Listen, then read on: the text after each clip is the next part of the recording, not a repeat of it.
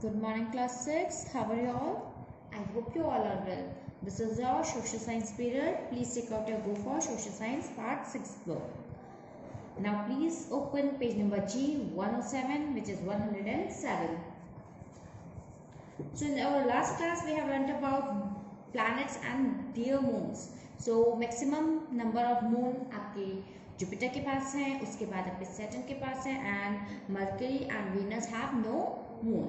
Okay, is it clear? Now we are going to talk about more about the moon. हम moon के बारे में और जानेंगे. The moon is 4.5 billion years old and is our closest neighbor in the space. Moon जो है 4.5 billion old है, इतना ज़्यादा पुराना है. ठीक है. और जो हमारे नेबर में, मतलब हमारे जो पूरा सोलर सिस्टम है, अर्थ के नेबर में जो सबसे पास में जो नेचुरल सैटेलाइट है या फिर आप बोल सकते हैं वो सेलेस्टियल बॉडी है, वो है हमारा moon. It takes the moon about 29.5 days to go around the Earth and return to its starting position. So moon को अर्थ के अराउंड पूरा घूमने में लगते हैं 29.5 days. Okay. As the moon goes around the Earth called revolution, it also rotates around its own axis at the same rate. और जैसे हमने पढ़ा था ना कि सन जो होता है, सन के अराउंड अर्थ घूमता है. ठीक है. तो वो ऐसे भी घूमता है जिसको हम रिवॉल्यूशन बोलते हैं, और अपनी स्पेस में भी घूमता है जिसे हम रोटेशन बोलते हैं. वैसे ही अर्थ के अराउंड जो आपका मून होता है वो भी ऐसे भी घूमता है जो कि हमारा रिवॉल्यूशन कहलाएगा, और अपनी एक्सिस में भी घूमेगा जिसे हम रोटेशन बोलते हैं. Do you know that we always see one side of the moon. आपको पता है हम हमेशा जो मून देखते हैं वो वन साइड देखते हैं मून का. We only see one side of the moon because of the similarity in the timings of rotation and revolution around the earth. और वो इसलिए होता है क्योंकि जो रोटेशन का टाइम है और रिवॉल्यूशन का टाइम है मून के, वो सिमिलर है, वो सेम है. The moon spins once on its axis is precisely the same amount of the time it takes to revolve around the earth. क्योंकि जो मून अपनी स्पेस में जो घूमता है, ठीक है, वो टाइम इक्विवेलेंट होता है जो टाइम वो अपने अर्थ की सरफेस के अराउंड रिवॉल्व करता है. ठीक है. If it's rate of rotation was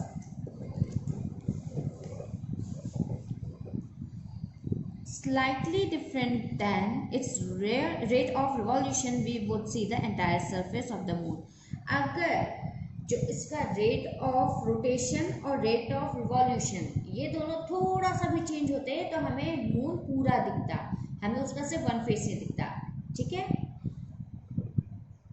the surface of the moon has many craters, plains, mountains and valleys.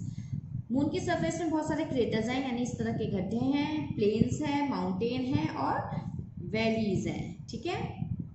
Craters कहते हैं ये जो ऐसे आपके गड्ढे पर जाते हैं, ठीक है, किसी मेटियोर या कॉमेट के गिरने पे. प्लेन्स क्या होता है, प्लेन जो सरफेस होता है. माउंटेन क्या होता है, इस तरह से उठे हुए सरफेस. और वैलीज क्या होती हैं, दो माउंटेन के बीच के स्पेस. ठीक है. However, there is no atmosphere. लेकिन यहाँ पे कोई भी एटमॉस्फेयर नहीं है. ठीक है. जैसे हमारे जो अर्थ है उसके पास एटमॉस्फेयर है ना उसका, जिसमें आपके ट्रोपोस्फेयर आता है, स्ट्रेटोस्फेयर आता है, आयोनोस्फेयर आता है ना. लेकिन इनके पास कोई भी एटमॉस्फेयर नहीं होता. The footprint left by astronaut Neil Armstrong will last for centuries because there is no wind on the moon. क्योंकि एटमॉस्फेयर नहीं है तो वहाँ पे विंड भी नहीं है मून में, और जो वो विंड चल नहीं रही है, तो जो नील आर्मस्ट्रॉन्ग थे जिन्होंने सबसे पहला कदम अपना रखा था मून में, उनके निशान अभी तक बने हुए हैं. Phases of the moon. Moon के फेजेस पढ़ेंगे. ठीक है. मून के कितने फेजेस होते हैं, 1 2 3 4 5 6 7 8 फेजेस. तो आज हम उनके बारे में पढ़ेंगे. The sun always illuminates a certain portion of the moon. That's its mean कि जो सन है आपका वो एक पोर्शन मून का, जैसे मून यहाँ पे है तो इसका एक पोर्शन को इल्यूमिनेट करता है, यानी इसको चमकाता है, ब्राइट करता है. ठीक है. If you observe the moon every night, it may appear to you as if it is changing shape. और अगर आप रात को मून को कभी देखो तो आप नोटिस करोगे कि वो हर रोज अपना शेप चेंज करता है। However, this is not so. लेकिन ये ऐसा नहीं है। What you see is the portion which is lit up by the sun. ये वो पोर्शन है सन का मून का जिसको सन लाइट अप करता है, इल्यूमिनेट करता है। Therefore, phases of the moon are determined by its relative position to the sun. इसलिए phases of moon जो है वो किस तरह से डिटरमाइन होते हैं? सन ने कितनी लाइट उस पे डाली है, कितने पोर्शन में सन की लाइट जा रही है, इस बात से वो पहचाने जाते हैं कि आज ये कौन सा हमारा मून अपीयर हो रखा है। ओके, अगर आपके इतने से पार्ट में इल्यूमिनेट होगी लाइट, इतने से पार्ट में सन की रेस पड़ेगी तो इतना पार्ट दिखेगा, इतने पार्ट में दिखेगी तो इतना सा दिखेगा, अगर बिल्कुल नहीं दिखेगी तो ऐसा दिखेगा, अगर थोड़ा सा ज़्यादा होगा तो ऐसा दिखेगा। तो जिस पार्ट को सन इल्यूमिनेट करेगा, लिट अप करेगा, वही पार्ट आपको दिखेगा और वो आपका बन जाता है फेजेस ऑफ मून और shape of the moon. Okay, let's move to the next paragraph. When the moon is between the earth and the sun, the side facing earth is dark. So when the moon is between earth and sun, the side facing earth is dark. अर्थ की side जो face है वो क्या हो जाएगा? Dark, ठीक है। और सन की साइड जो फेस है वो तो आपको पता है लिट अप हो जाएगा। We call this a new moon. और इसी वजह से ये वाला जो पार्ट जो अर्थ को दिखता है, यहाँ वाला पार्ट, ठीक है, ये पूरा सन ने इस वाले साइड को किया है और हाफ साइड बिल्कुल क्या है? ब्लैक हो रखा है। तो ये जो ब्लैक पार्ट है ये पूरा क्या दिखेगा? इस दिन हमें चांद दिखता ही नहीं है। And it is known as new moon. इसे हम क्या बोलते हैं? New moon. जिस दिन हमें कोई भी चांद नहीं दिखता उसे हम बोलते हैं न्यू मून। हिंदी में से अमावस्या भी बोलते हैं, ठीक है। Similarly when the earth is between the sun and the moon appear to be completely lit. और अगर आपको कभी लगे कि जो अर्थ है आपका वो मून और सन के बीच में है, ठीक है, तो ये जो मून है इसकी लाइट यहाँ से सीधा पड़ेगी तो ये लिट अप होगा और अर्थ देखेगा तो उसे भी लिट अप हुई हुई देखेगी। तो ये हमारा हो जाता है फुल मून, ठीक है। Let me show you through diagram. जब आपका सन यहाँ पे है, ये आपका है मून, यहाँ है आपका अर्थ, ठीक है। इसने अपनी लाइट यहाँ दी तो ये वाला पार्ट लाइट अप होगा, बट ये वाला पार्ट क्या हो जाएगा? डार्क। तो अर्थ को ये लगेगा कि ये फुल मून है, ये क्या है? न्यू मून है। कौन सा मून है? न्यू मून, ठीक है। इस टाइम कैसे दिखेगा अर्थ को? नो मून दिखेगा, एक भी मून नहीं दिखता है, ठीक है, जिसको हम बोलते हैं न्यू मून। जब इनकी पोजीशन जब चेंज होती है, फॉर एग्जाम्पल सन यहाँ पे आ गया आपका, बीच में आपका है अर्थ और यहाँ पे है आपका मून, ठीक है। तो जो सन की रेज है, ठीक है, वो लिट अप करेगी दिस पार्ट, ठीक है, करेगी कि नहीं? करेगी, ठीक है। जब ये इसको लिट करेगी तो अर्थ को जो पार्ट दिख रहा है वो भी यही वाला है, ठीक है, सामने वाला है। तो ये वाला जो पार्ट होगा ये पूरा अर्थ को कैसा मून कैसे दिखेगा?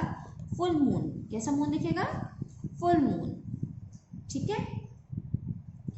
तो अर्थ की और अगर आपकी पोजीशन चेंज हो जाएगी, ठीक है, अर्थ की पोजीशन चेंज होकर पहले साइड में थी फिर मिडल में आई, तो उस वजह से आपका जो मून है वो डिफरेंट फेस का लगता है। फॉर एग्जाम्पल फर्स्ट में आपको किसका लगा? वो new moon, and in second one it's full moon, okay.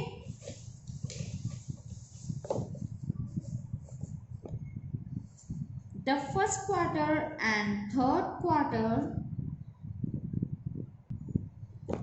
half moons occur when the moon is at 90-degree angle with respect to earth and the sun.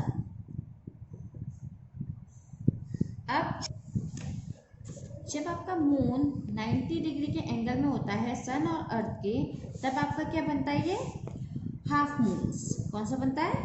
Half moons, जिसे हम बोलते हैं first quarter and third quarter. क्या बोलते हैं?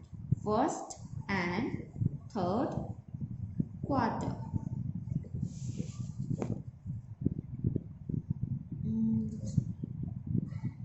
Hence we see exactly half of the moon illuminate the half in the shadow. ठीक है, सो इससे हमें क्या होता है, ये जो सन है, सन की रेज यहाँ पड़ेगी, ये हाफ पार्ट में इसके आपको सन का लाइट पड़ेगी, इस अर्थ में भी इसके हाफ पार्ट में दिखेगा हमें। ठीक है, okay. The gradual increase of the appearance of the moon is called waxing and the decrease is called waning. So जब हमारे न्यू मून से, ठीक है, मून बढ़ने लगता है तब हम इसको बोलते हैं वैक्सिंग। ठीक है, ये वैक्सिंग है आपका, ये भी वैक्सिंग है, this is waxing crescent, this is waxing gibbons. और जब आपका वो डिक्रीज लेवल में चला जाता है फुल मून से, फिर डिक्रीजिंग लेवल में जाता है तो हम उसे वार्निंग बोलते हैं, वार्निंग गिब्बस, वार्निंग क्रेसेंट। सो पूरा जो हमारा फेज है वो उस तरह से चलता है। यहाँ से अगर सनलाइट आ रही है, अगर हम मान रहे हैं कि यहाँ सन है, ठीक है, तो ये है हमारा, ये अर्थ है, अर्थ की साइड से यहाँ पे क्या दिख रहा है, डार्क दिख रहा है, तो ये हो गया हमारा न्यू मून। उसके बाद आता है हमारा waxing crescent, after that first quarter, उसके बाद waxing gibbous, then full moon, then waning gibbous, third quarter and waning crescent, और फिर से आपका न्यू मून आ जाता है। ठीक है, इस तरह से आपकी पूरी साइकिल चलती है। अगर हम यहाँ पे प्रिटेंड कर रहे हैं कि यहाँ सन है और यहाँ अर्थ है, इस अकॉर्डिंग जो आपका चेंज ऑफ फेज होता है उस अकॉर्डिंग आपका फर्स्ट क्या है, new moon, then waxing crescent, first quarter, waxing gibbous, full moon, waning gibbous, third quarter, waxing crescent, and then again new moon. Okay class? So now what your homework is, you have to make this diagram in your notebook. Okay, in our next class we are going to talk about asteroids. With this class end here, I will see you the next time. Till then, stay home, stay safe.